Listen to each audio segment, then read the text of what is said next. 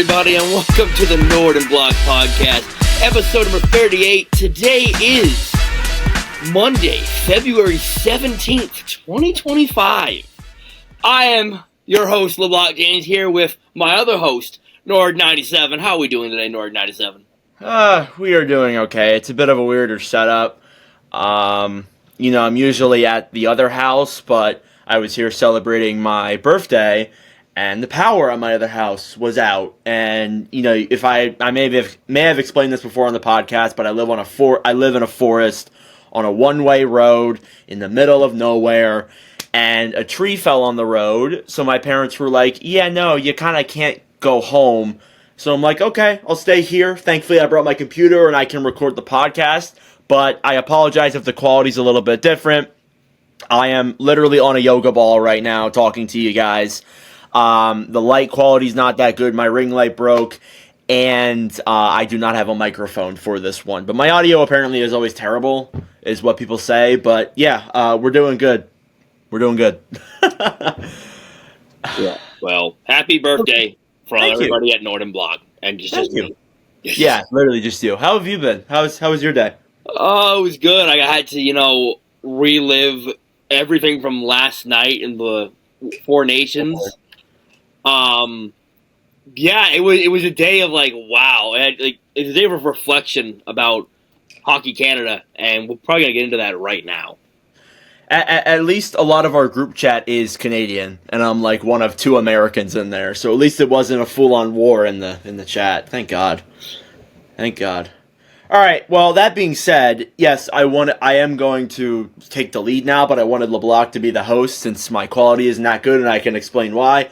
But as you guys know, this past week has been the Four Nations break. We previewed it in our last episode, and now we've had a full set of round-robin games go through. We have 2 more tomorrow on Monday, which is when you will listen to this, and then we have the championship on Thursday. So by the time our next episode uploads, the picture will be set, the tournament will be over, and we'll be back to NHL games, essentially, is I think the next time we'll record.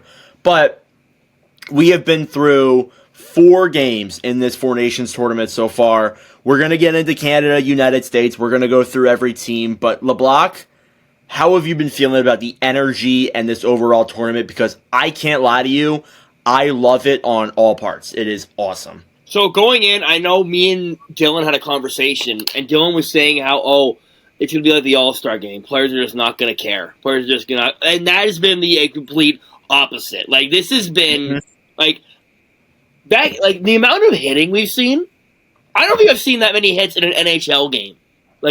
Yeah. It's for national pride. And I think when you put the national pride on players, they take it very seriously.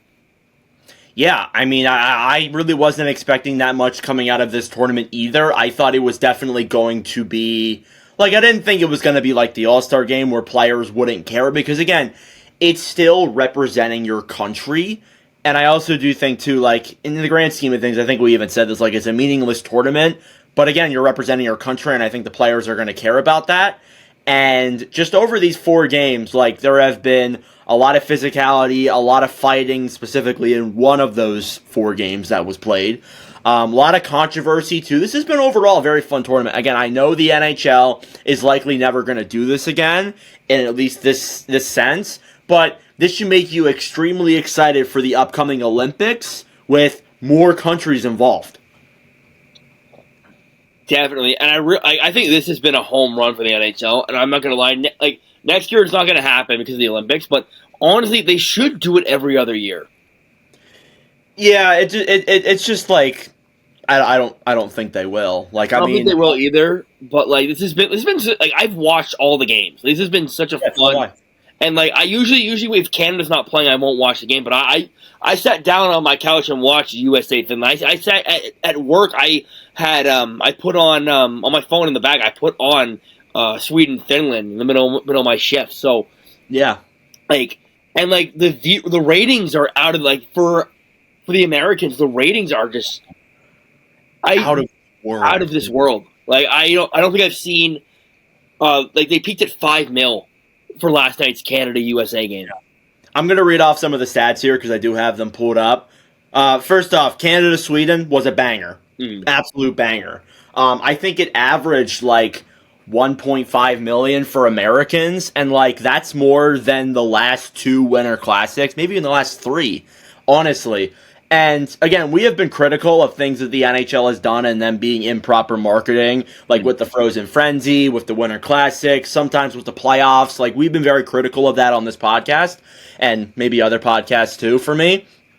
But, like, overall, this tournament has been, like, they picked a great time for it. They picked, because there's no football. The NBA's in their little all-star break, which, by the way, whoever watched that celebrity shootout dunk thing over Canada versus United States, you are a psychopath and you just hate hockey. Just admit it. Just admit it. Anyways, the other numbers that went on, in the USA versus Finland game, they averaged more viewers than any NHL all-star game on ABC/ESPN since 2022, with an average of 1.5. Just, again, insane numbers. And then last night with Canada versus the United States was the big one. 4.4 million viewers on average on ABC.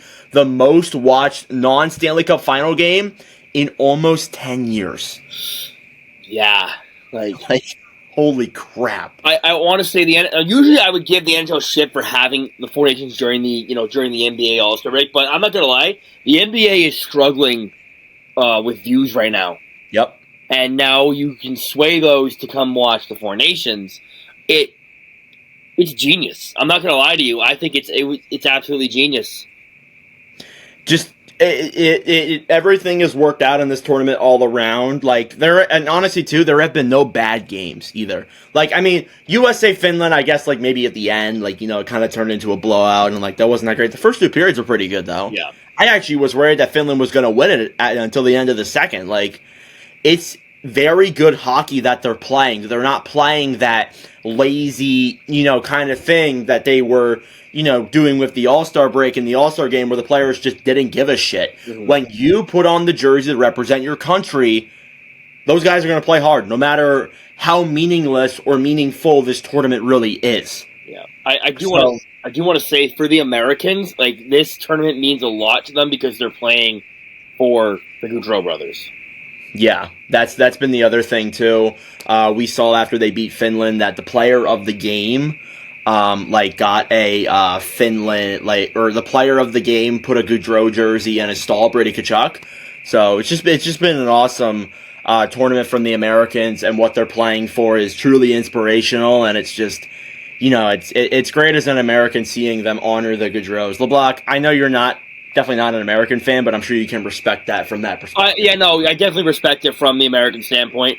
Like, if Gaudreau was Canadian, I would expect the same thing from Team Canada. I would expect the same thing from Sweden and Finland. So I can respect it. I'm not. I'd be like, oh, you know, I'm not gonna be a hater on that. I'm not saying you would be. I'm just saying, like, Canadians. No, I respect it. It's a classy move, and, you know, a lot of those guys played with Johnny at the international level, so, you know, it does make sense to have it there. The one thing I do want to say is that it's weird because there's a lot of American stars who do play for Canadian teams. Yeah. So, like Brady Tkachuk is one of them. I'm seeing how, like, fans say, like, oh, I don't like Brady Tkachuk. Like, I'm starting to realize maybe I'm glad he's on my team. I'm really glad he's on my team. I gotta say, I don't like it. Excuse me, when my favorite team plays against them, but I do love it when they're on the same team, because it is so much fun to watch. It is actually incredible. Again, like 3 fights in 9 seconds in that Canada game. Come on, that's hockey. So I got a story to tell you about this. So at work, when we were talking about Canada US, I actually said somebody's gonna do something stupid. It's gonna be like a fight in the first minute. I saw it, and then on the Canadian broadcast they showed Brady kind of jawing at Sam Bennett on the bench, and then all of a sudden Sam Bennett was on the ice. I'm like, what? And hey! There's that meme from Wolf of Wall Street where the guy's snapping at the TV and whistling. And I'm like, it's about to go down, and they pan to Miller, and he has like the crazy, you know how he has those, like, he's got the crazy eyes. Oh yeah. And I'm like, wow, he's gonna start this cross checking Parayko. That may have been the most exciting start to a hockey game I've ever seen. Oh, 100%. I don't think I've seen the game better than that. I mean, there are games where like right off the draw, there's like a bench clearing brawl or a bench fight. That's good, but in a game with this much anticipation, this big of an atmosphere, because again, I got to give credit like to the Bell Center and Canadians in Montreal. Like it was an incredible atmosphere to watch, and I just think that overall, like it's incredible game. Probably one of the best games I've seen in a long time. Honestly, seriously. Really hope when they've shifted to Boston. I really hope Boston brings the same energy. Yeah, I'm really hoping it's Canada versus the U.S. too in the finals, which I think it will be. So it goes like this: if Canada wins in any fashion, they're in the final. Mm-hmm. If Finland wins in regulation, they're in the final. Yep. If Canada loses to Finland in overtime, but Sweden beats the United States in regulation, it's USA-Sweden. Oh. Okay, so we're going to go... So, that being said, I want to go through the 4 teams and kind of just talk about them a little bit. We're going to start off with Sweden and Finland, because I know we're going to really go into the Canada versus United States stuff. Let's start off with Finland. In the 2 games that they have played, again, you may be listening to this after the 3rd game. The 2 games they played, they lost 6-1 to the United States, which I thought they played all right in, to be honest. I didn't think they were that bad. They just kind of imploded in the 3rd period. And then in the next game against Sweden, they played a hard, well-fought game. They came back, and they ended up winning that in overtime. So Finland right now, they're in a bit of an interesting spot. They need to win. That's the biggest thing. They need to win if they want to make it into the final. I think for Canada, I think that, I think they have to win too. Canada has to win in any fashion. They just need to win. Does Finland have to win in regulation? Finland has to win. No, because they're tied with points right now. They both have 2 points. So if Canada loses in any fashion, they're out. Yeah. So again, going back to Finland, they have to win. It's a must-win game coming up against Canada. So, LeBlanc, how would you say, like, first off, how do you feel about Finland in this tournament? How do you think they've played? Finland's been we addressed this on the pod, weeks ago, saying Finland had a much weaker team than everybody else, but the Finns are scrappy. I think we've seen this in the past where when Finland is underestimated, they usually get the best of you. Yeah. And Canada and Finland, like, internationally, I know not best of best, but internationally, Finland's kind of had Canada's number. I don't know. Finland's always a team. I'll say this for like World Juniors. Finland's always that team that like when you don't want to play them, in a must-win game. I do believe Canada is the better team than Finland. I think Canada is more 100%. But they need to show up. They gotta play better. Yeah. But yeah, and then like Sweden, I'll be honest, Sweden 2 losses out the gate. I did not expect that.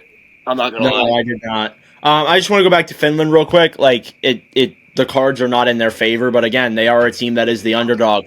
They play a certain kind of style for me that like they play a different way than the other teams, and like they make you work for it a lot. And I just think that like if there's a decent chance they do beat Canada. Again, I know there's a lot of people who are like, "Oh, it's a 0% chance." Well, it's definitely not 0. It's definitely not 0, and I'm a Canadian. But Finland makes you play their game. They don't adhere to your style. They make you play their game.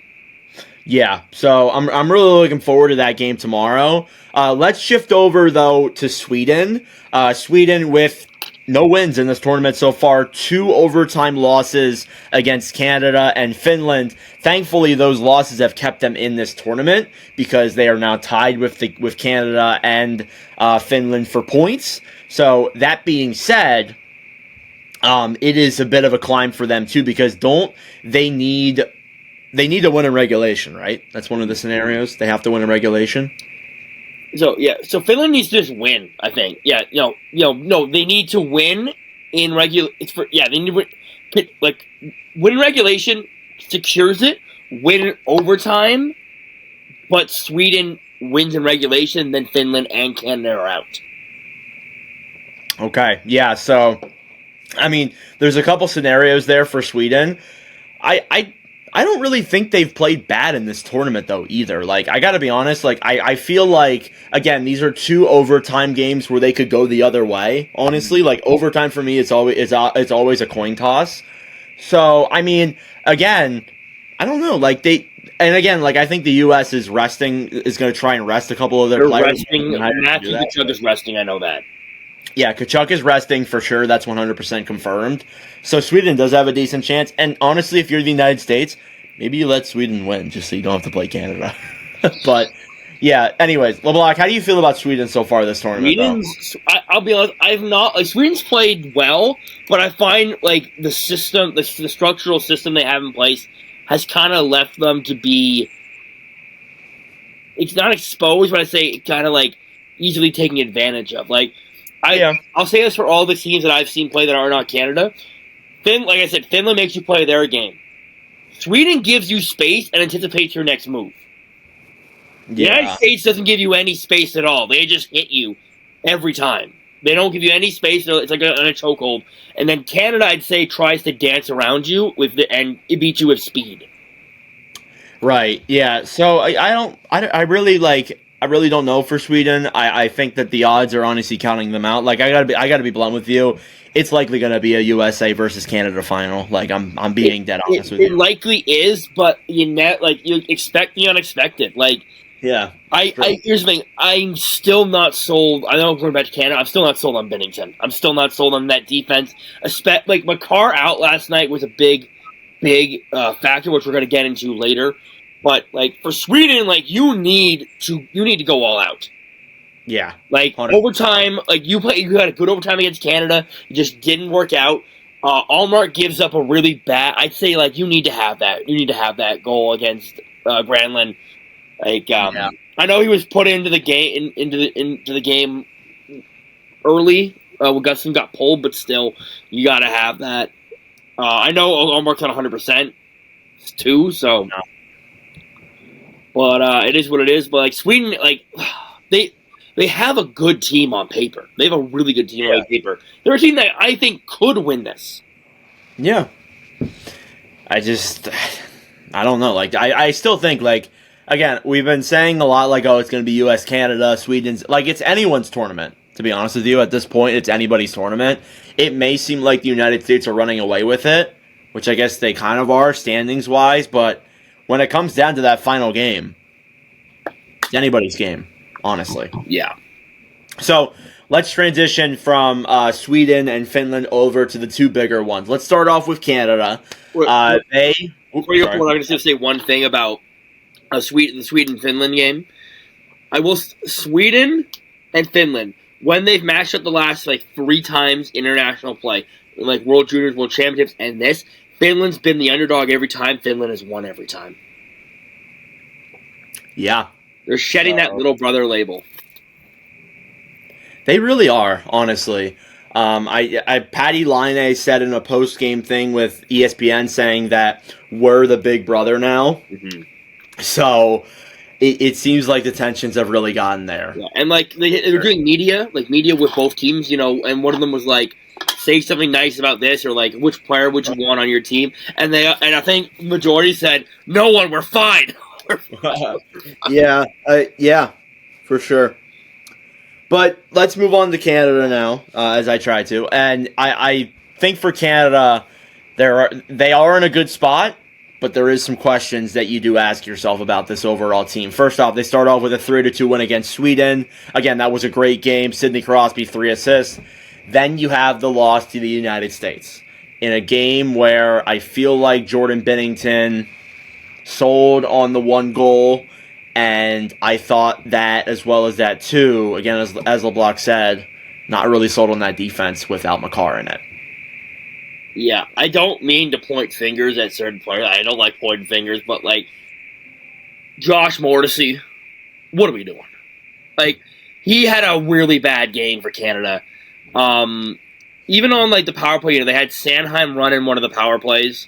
When you have a guy who's run power play, Drew Doughty, he's running the LA power play quarterback for years, and you don't put him in there. Yep. Morrissey's having a bad game. You don't switch it up. I don't get it. without Makar, that power play is kind of stagnant. And I said this to my buddy, but it's like watching the offense work, at least in the second and third period last night. It was like watching an Ottawa Senators game because you have the perfect shot available to you, but you pass the puck to the guy who's not open. It's like watching the Flyers, actually. Yeah, and you have a lane, shoot, and I think that's the one thing. Once Larkin scored the 2-1 goal, the crowd was out of it. Yeah. Yeah, and when you lose the crowd, it's kind of hard to come back. And out of all the star power on that team, I know Hellebuyck has been great this tournament. But with all that star power, you can't get another goal. Yeah, seriously. I like what you said about how they're taking a little bit of a pass first mentality. Or they're being too nice out there. They're passing the puck too much. You just need to shoot it sometimes. Again, I get the fact that you want to make these nice passes and you want to be a team, work as a team, but there are some times where you just got to take the shot. You just got to shoot it. The USA gave them no room as well. And I think that really worked in the USA's favor because when you give Canada no room, how are you going to pass it off when you have no room to pass? Exactly. In that situation, you need to when you get the puck, you need to shoot it. You need to shoot it. Yeah. Even if it's a blocked shot, you need to corral it. It's so hard. The USA plays such a strong, a structured, strong game.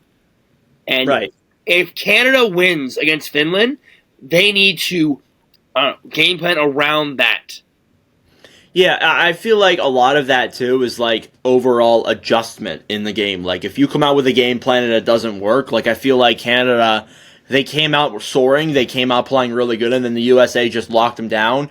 You gotta adjust to that. You gotta make sure to adjust to that. And I agree with you, Hellebuyck has been the best goalie in the NHL. I would say he's the best goalie in this tournament. I'm not hurting Jordan Binnington's feelings there, right? No, you're not. But again, I would say, I can't believe that with all that star power on that team, you only scored one. You only scored one, and it was at the beginning of the game with the McDavid backhand, which was a sick goal, by the way. It was a sick goal. That was nasty. But I think that they are still, in my opinion, they can still 100% win this tournament. But first off, I think you got to change the goaltending. I think you got to put someone else in there trying to experiment in this last game. I'm going to be honest. In a do or die game, these next two are do or die. The time to switch the goalie was last game. Yeah, and I'm going to say this: I trust Jordan Binnington more than I trust Aiden Hill. See, this is something we agreed on last episode, where I said that Hill should be in the tournament over Binnington, and I think that. For Hill, and maybe it's just the Coyotes bias, but I simply don't think Binnington is the goalie. The goal that he let in on that second goal, I think it was with the Larkin one, was so soft. It was very soft. I'm pretty sure it was the Larkin one was probably the one that if Hill let that in, I would have been fine with that. It was the first goal that. That's probably what I'm thinking of. The first goal, the Gensel first goal, that was the softest goal I've ever seen. Hang on a second. I think I might be talking about the wrong one. Yeah, because the Larkin goal was a straight rocket. Okay, yeah, I meant the Gensel goal. Sorry. Yeah. The Gensel goal. Yeah, that you need to have that goal. You need to have that. Yeah, the Larkin one was fine. The other three starters in that tournament probably saved that goal. Honestly, yeah. Seriously. I just think Hill is the better option. I think you should experiment, at least. Go in against Finland, experiment with Hill. See how he does, and if you do really good, maybe play him in the I'm going to say this. I think they give Binnington a very short leash. If Canada goes down in the first period, I think he gets pulled. I think that could happen, too. That's also very possible. But again, I value Hill over Binnington. That's just my opinion. Again, I know we disagree on that, but I just don't think Binnington is that good of a goalie. Again, yeah, he won the Stanley Cup. He has not been good since then. There's always the slight chance that he's going to melt down during a game and try and fight Marc-Andre Fleury. Thankfully, he's not in this tournament. but I feel like that also with Cooper as the coach. I think he's like, hey, one outburst, it's over. It's over. You're true. Very true. Yeah. So. But yeah, like Binnington and Hill both have Stanley Cups. They're both very good, very high pedigree. Also both very, like, I would say, polarizing goalies. Like people either love them or they hate them. Yeah, they both are like that kind. Like a lot of people hate Binnington, I'm gonna be honest with you. I think for Binnington it's more hate than love, but for Hill it's kind of split. For Hill it's split down the middle, but yeah, for Binnington it's hate because of his antics. We haven't seen that. I'll be honest, I expected some Binnington antics. Yeah, so did I. Like, I expected Binnington to kind of go off a little. I gotta say, like, I think that since his thing with Fleury back 2 years ago, was it 2 years? It was 2 years ago already. I think that he's calmed down his game a bit more, which is why his numbers were good last year. But I still don't think I'm also going to say something right here that's going to be. I know I've played out the roster so many times. It's not doing that, but like Canada left their best goalie in Cancun. They did. Yeah, and I'm going to say this right now. This might be a borderline crazy person take. Marc-Andre Fleury should have been in this tournament. Really? I'm gonna now. Hear me out. He has the international experience with Team Canada. He could have been a backup role to mentor Binnington in this too. I know he had the incident with Marc-Andre Fleury, but they could have put that aside for national pride. And Fleury has experience, and if needed, he could have come into a game. I know, and he's in the last year of his career. Might as well give him the shot. I don't hate that take. I don't. I thought it was a borderline crazy person, like insane asylum take. It's not that crazy. Well, I think if you were saying like, oh, he's a starter, then I think that's a little bit crazy. But you're saying that he should be there to help mentor Binnington and maybe put him in for one more game. Like again, if Canada was in the USA's position and you put Fleury in, like then that's one thing. But if he's the full blown starter, then it's another thing. Like I get what you're saying. So yeah, like I was talking about that today, and I'm like, I gotta mention this. So, but yeah, like going back to Canada, like defensively, like I'll be honest, like defensively, the only player that like really like caught my eye of not doing their job was honestly Josh Morrissey. Yeah, you said that a little bit earlier. Yes. Just if you forgot, for short-term memory loss. We know you have it. I know you do. But yeah, he did not have a good game.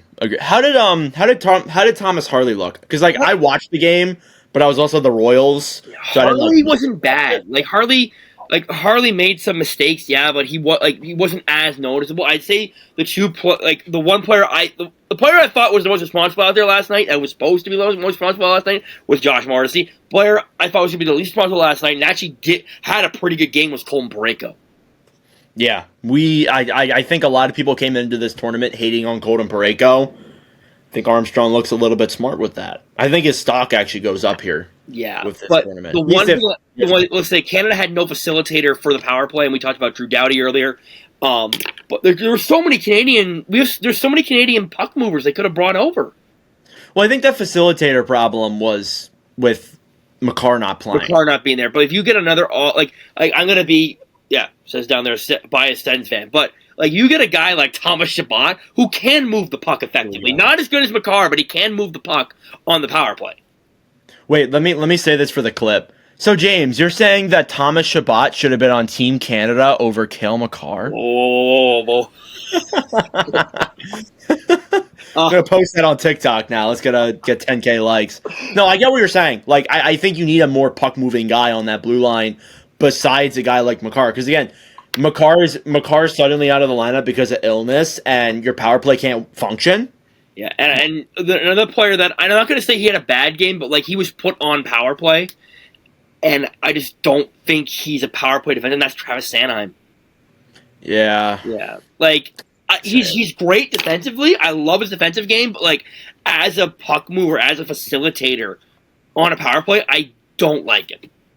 I don't think he should be a power play defenseman on a best-on-best tournament. Yeah, at the very least. Yeah, it's nothing against him. I do really like Travis Sanheim, but like, I just think Canada focused more on defensive prowess than they did on guys who can, get points on the board. Well, there's a reason why a guy like him is on Philadelphia's second power play unit, and he only has 2 power play points this year. As well as that, too, he's so used to playing the John Tortorella power play where you just pass the puck. Let's talk about the United States of America. Yeah, we went a lot there into Canada. Let's go into the United States a little bit. They played a good game against Canada, but they obviously also played a good game against Finland, but they had me worried a little bit. They obviously ended up running away with the game afterwards, 6-1. The Kachuk brothers were insane. Hellebuck lets in a softie to begin, and I think he was locked down the rest of that. And the same thing can be said for Canada versus USA. I almost said LeBlanc let in a softie. Hellebuck let in a goal. It wasn't really a softie. It was just a nice goal. And he locked in the rest of the game. So, I think that they are set in that perspective where we're not worried about the goaltending with the USA like we are with Canada. I think that, again, they played a really good, well-rounded game last night. They didn't give Canada that much room. They played well, and as a result, they played that close, physical, competitive game, and they ended up taking the win. Obviously, Gensel had a great game as well. Dylan Larkin with an absolute rocket. But, yeah, I think the USA are in a great spot. I mean, again, they're going to the finals, so I really think, if they lose in regulation to Sweden, I wouldn't be surprised just because they're a little bit tuned out in that game. But how do you feel about the USA? The USA, they look great in both their games. They got the mentality of put the brick on the gas pedal and don't let off. Yeah, they're not stopping. That's the thing. They're not stopping. I think Brady Tkachuk had 8 hits last night. Yeah, exactly. Yeah, like we said earlier, I said earlier, they don't give you space to shoot the puck. Exactly. And they finish all their checks. They finish all their checks. I'm just trying to find the hit numbers right here. Yeah, Brady Tkachuk, six hits on the night. Boldy had 3 hits. Matthews had 3 hits, and he's not known for hitting guys. He's not. Exactly. This team is playing the exact way they need to. Honestly, they are in a perfect spot on our remarks, in my opinion. I really thought too, with Quinn Hughes not being in that defense, I was I don't know. It's still a good blue line, but I was not too fond of it. But I don't know. They've actually been okay. One defenseman who's really stood out this tournament is Charlie McAvoy. Yeah, McAvoy has had, I think, a little bit of a slower year in Boston, like a lot of other players on Boston. And I think this tournament has made people really open their eyes and kind of made his stock a lot better. And now he's taking all his frustrations out on Crosby and McDavid. He hit them both twice last night. He were 5 hits, and last night I was saying to myself, God, McAvoy's such a freaking ass. I was getting so mad because McAvoy was just those are big hits too. I'm is McDavid gonna get up? Yeah, exactly. He was laying the hammer last night, and I love led to a goal too. The big hit on McDavid and the puck comes loose. Yeah, exactly. So it's just he has had a phenomenal tournament there as well. Gensel.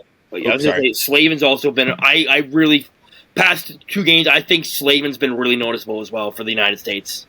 Yeah, again, we knew that he was that really good defensive defender, wasn't going to score you a lot, and he's been that in this tournament. Yeah, and I think his stock's going to rise.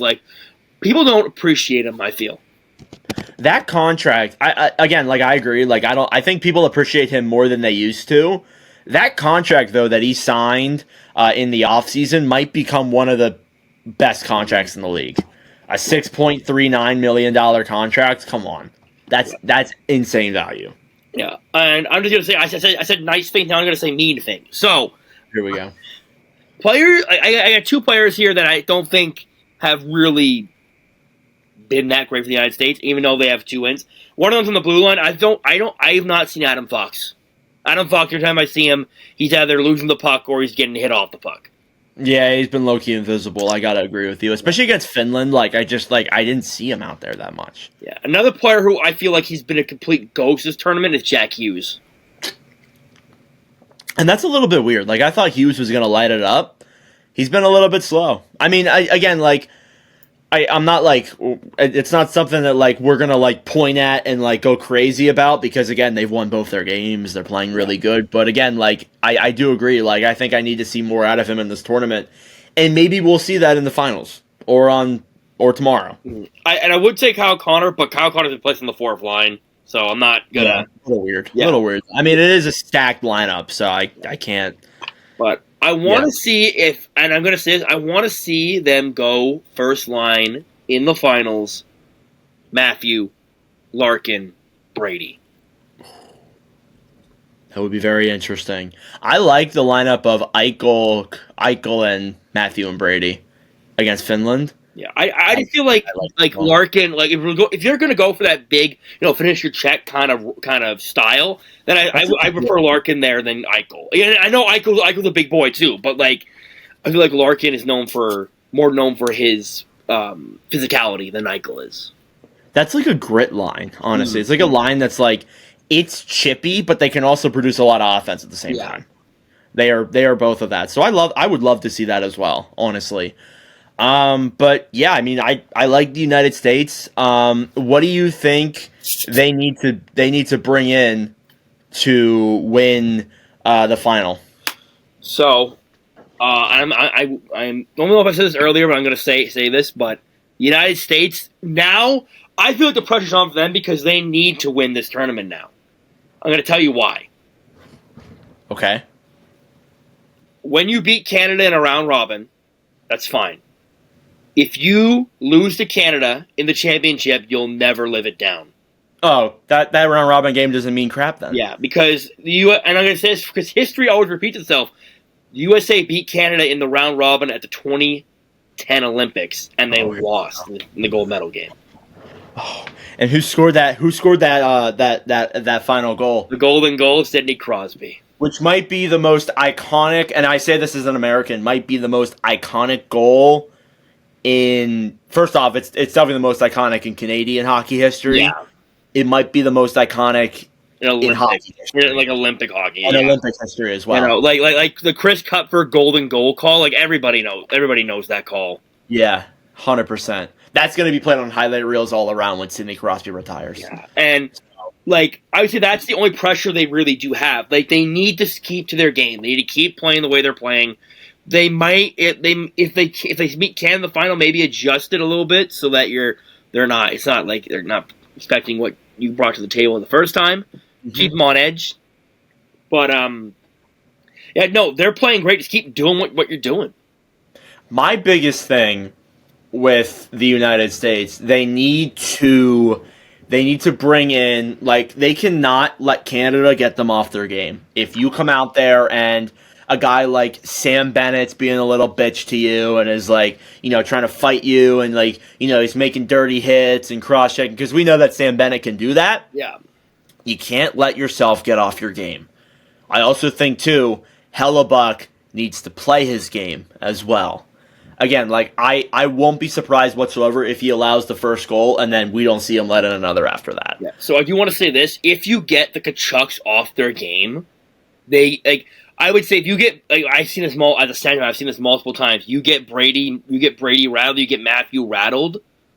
They don't stick to their game. Yep. So if Canada, like I say, you have Canada has some agitators, which is why I really do believe maybe you should have brought Tom Wilson. Maybe you should have brought Tom Wilson on for the ride.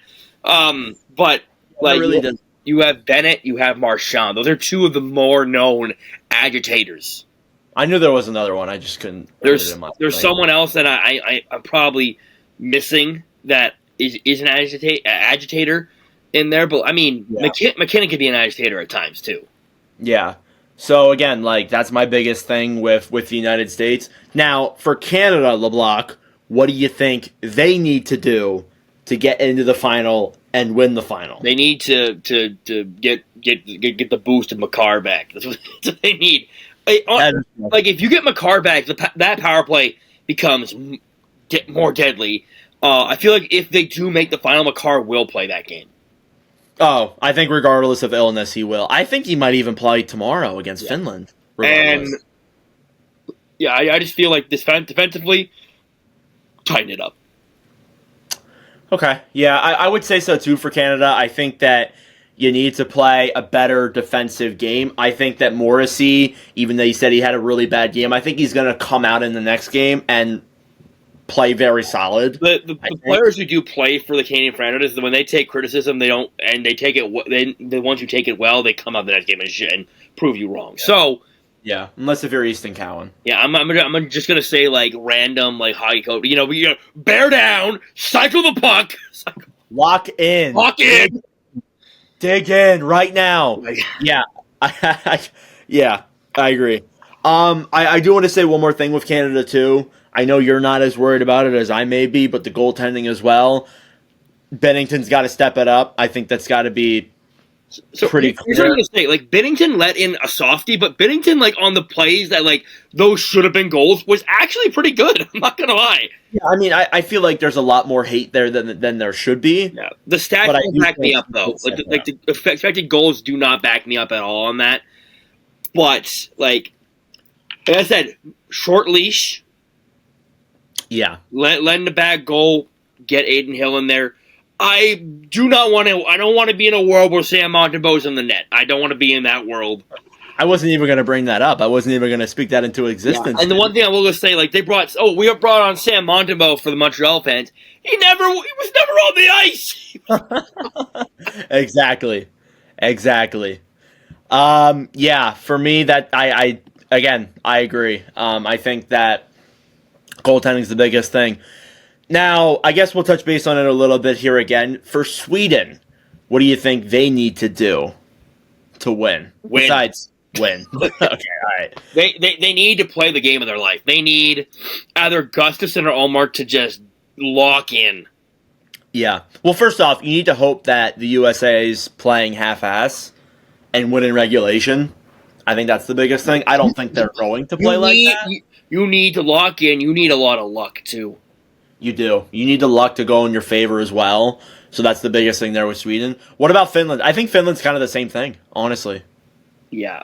Finland, Finland needs to win regulation. They need to be lucky. Yeah. Like they need to go all out tomorrow. Like for for Finland, they just need to win. For Canada, you just need to win. For Sweden, you need to win in regulation and hope. Well, I think that they will know their result before they play. Yeah, so which is why if they switch the times on the games, I have to work at 4:00. So I'm gonna be very pissed off if I have to come downstairs and say, we switched Canada game to 8:00. God damn it!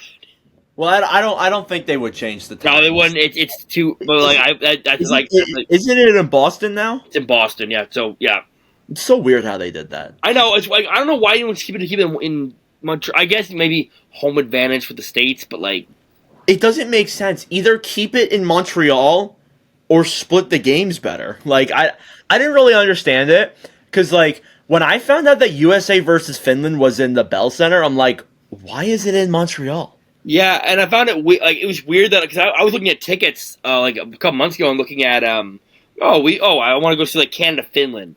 What do you mean it's at TD Garden?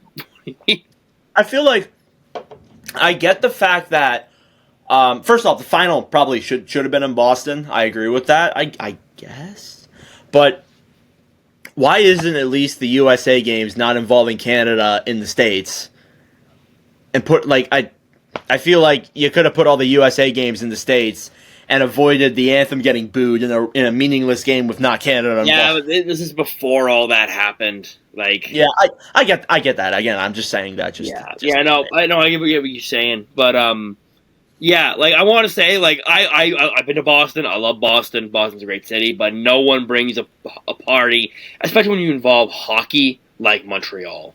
Oh. For sure. And that's me saying that, and I do not like Montreal. Yeah, I mean, we've done almost 40 episodes of this podcast. I think you guys will know by now that LeBlanc hates the Canadians. Hates them. Not the Canadians as a country, because he is one. My uncle played for the Habs, and I still don't like him. That would be a fun story to tell. That's a summer story. We're gonna take a look at what's his first name? Richard Sevigny's career. That would be fun. All right, that is it for... Actually, one more thing with Four Nations before we move on to our final thing. what is your prediction? Who is making it to the finals on the one side, and who is winning the finals? So the bias in me says Canada's going to win because they have to. If they don't get to the finals, Hockey Canada needs to be burnt to the ground. I'm sorry. Yeah, I agree. I don't know why, but my gut tells me somehow, some way, Sweden's going to get there. Yeah, I'm thinking about it too. I can't lie to you. I'm thinking about that a lot. The most unexpected results. It's how it goes. I feel like Finland's gonna beat Canada tomorrow. I don't know why. I have that gut feeling in the back of my head where I'm saying yeah, Canada's probably gonna win. Canada's the better team. One thing Canada has is an insane amount of forwards. And the one thing Finland doesn't have is defenseman depth. True. Which is where I'm pretty sure Lankinen was in the net for Finland. In game 2. In game 2, yeah. Game 1. Stars has had a rough year. Yeah. After watching that, yikes. Yeah. Anyway, I think I don't see a world where the USA doesn't win this tournament. I'm not going to lie. That's so hard for you to say. I can tell. It is because or I'm reverse jinxing myself. That too. Yeah, I'll give you that too. For me, I think Canada makes it. Knock on wood, I think Canada makes it. But I would say for the fine. Yeah, I got to stick with my prediction. Give me the United States. I think Canada could win this. I could see Sidney Crosby scoring another golden goal because if it gets to overtime, I'm slamming money on Crosby. Which, by the way, now that I'm 18 years old, I can bet. Holy crap! I might bet tomorrow. I think you need to be 21 in the States. I'm not too sure. You don't know on your state. Anyways, I think that the United States can beat Canada, and I'm totally not going to place any illegal money on it. Yeah. Anyway, what about tournament MVP? Hellebuck. I said Eichel. Okay. I'm gonna be leaning one of the Kachucks though. Yeah, I would love to see one of the Kachucks get it, but I think it's gonna be Hellebuck because it might be Hellebuck too, though. I can't lie. I'm gonna say just so it's different. Jack Eichel. He scores the overtime winner. Okay. To win the USA Gold. Do you want to do our other thing that we planned, or do you want to wrap? Because I didn't think we'd be this long talking about it. But I think we should wrap because we keep going. We'll be on here until Tuesday. Yeah. No worries. We were going to do one thing where we evaluated the NHL at the Four Nations break. But we'll just hold off on that maybe until next episode. Maybe we'll find some time another day to record in the week or whatever, and we'll do something else like that. But we're going to wrap here. A very fun episode of Four Nations Talk. I really enjoyed this conversation. This might be one of our best episodes we've done, LeBlanc. Yeah. We didn't have any news. We just had Four Nations Talk. That's all we had. I mean, we could go into news, but there isn't really a whole lot of it. It's been very quiet at this break, and I actually thought there was going to be some trades. Yeah, because there's no freeze. But I think the worst thing to be would be when you're on vacation and get a call from your boss that you're being relocated. Oh my God, that's probably true. A lot of those players are on vacation. They are at a different area and they are resting. So it'd be pretty rough if Scott Lawton was in Cancun and got traded to. It's like, hey, where you at? I'm sleeping. Yeah, we're gonna relocate you to L.A. I'm in Mexico. So how about this? Nah, you got traded to Buffalo with our palm. I heard Kevin Adams put some palm trees in the locker room, and he's gonna pay your taxes for you. All right, well that's it for this episode of the Northern Block Podcast. You will probably catch us after the Four Nations Championship. So let us know your thoughts in the comment section down below and how wrong we were if you're watching this now, if you're obviously watching. But LeBlanc, any final thoughts? This was a great episode. Tighten it up. Bennington, tighten it up. We go Canada. We need to get to that final because if not, I will burn Hog Canada to the ground. Me personally. I got one more. Play Freebird. That's all I got. All right, that'll do it for this episode of the Northern Block Podcast. Thank you for watching. We really do appreciate it. We will see you in the next episode. Ciao. I just do what I do. See me? I just do what I do. Man, I just do what I do. To know about you, I just do what I do. Check. That's the intro. See that? Yeah. I just do what I do. See me? I just do what I do. Yo, check. Let me flip this script. I feel privileged for all who can witness this. I am close to divine. Know the moment is mine, need no omen or sign. Providing a back sound to all the squares that ask around. Be getting it, my skills pay me. Trying to get a million, baby, with an adopted flow that God gave me. Tell whoever runners that they spot is temporary till I take it, it's mine. I'm selfish, your will. Tell Miss I'm on my wealth tip. So when we cash out soon, I'm just investing. Hey, no yes men. I've been a legend since before mom and dad had me and was best friends. I chew through comp, don't test them. I chew on tracks, cause after that I bless them.